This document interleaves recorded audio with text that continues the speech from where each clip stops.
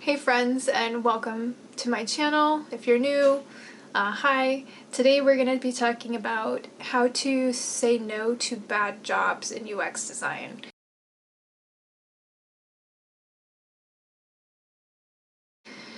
And the job space in general. So if that interests you, then keep watching. Consider subscribing to support the channel and the community. Something I feel like designers struggle with, I know I definitely did, was getting enough experience to be hired after they've done their training or whatnot. I want to add a trigger warning here that I will be sharing my opinions with you, so take them for what they are, which are my opinions. Other people probably have different opinions. I'm just as shocked as anyone else that people would want to hear my opinions. But my previous students that I have UX mentored seem to find them really helpful, so here I am making this YouTube channel. And so let's get started. So the situation with anything in life is that there's a supply and demand for finite resources, right? Everything in this world has that issue of supply and demand, right? Right? So it's really funny to me that growing up in America, I was told that I needed to follow my dreams, follow your bliss, and the money will come after that. And you can be anything that you want to be. And if that was true, then I don't know, would anybody choose to be a janitor or a garbage man? I don't know. Why wouldn't they want to be like a supermodel or a pop singer or something glamorous? We kind of don't encourage people to figure out what the world really needs or is going to need, and then figure out how to fill that gap.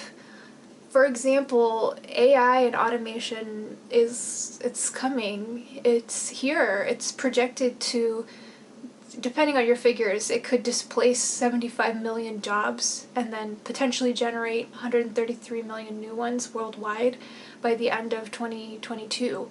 So the types of jobs and the needs for employment all over the world is going to be impacted by that. And many of the older product designers I know became a product designer because they fell into the job and they had been doing UX before there was a name for it. Some product designers I know actually got an HCI degree in it. But more recently, what's happened is that there is a big boom in boot camps, and it's been only maybe 5 to 10 years that there's been such a big boom in these boot camps, and they market themselves to regular people who are looking for a career change, and in just a few short weeks or months they could have this dream job that pays 6 figures, and wouldn't that be nice? And if it sounds too good to be true, it often is. I think you kind of get out what you put in. As a side note, this was not true for me. I had a bachelor's degree in fine art, and I believe I'm the minority that did a boot camp and finished and got a job immediately after, not immediately, but afterwards. For many people going into a UX or UI boot camp, they pay thousands or often tens of thousands of dollars, and they may never be hired, since when the job search starts, they're going to get hit with that big fat "you don't have enough experience" door, and that's going to be slammed right in their face. I know that door very well. I still have that door in my career oftentimes, but it will just have other words on it, like you don't have enough maybe mobile experience or consumer experience or whatever other experience you might imagine. So what's happened is that, much like the vanishing of the middle class, entry-level UX and UI roles, hot take, they don't exist anymore. And if they do, they will probably be filled fast, usually with interns that have HCI, they're pursuing an HCI degree from a really reputable college. I can't speak for everywhere, but in my experience in the Bay Area, it was almost impossible to break into UX without real-world experience. The market, I think, is now saturated with a higher supply of entry-level UXers than the demand for entry-level roles, which is why many roles are for senior UX or product designers, and often say intimidating things like must have 8 years of experience. So a few things I wish I knew when I started out. Contracting is the new apprenticeship. Contracting is becoming more and more popular for companies for a myriad of reasons, but my first gig was a 2-month contract.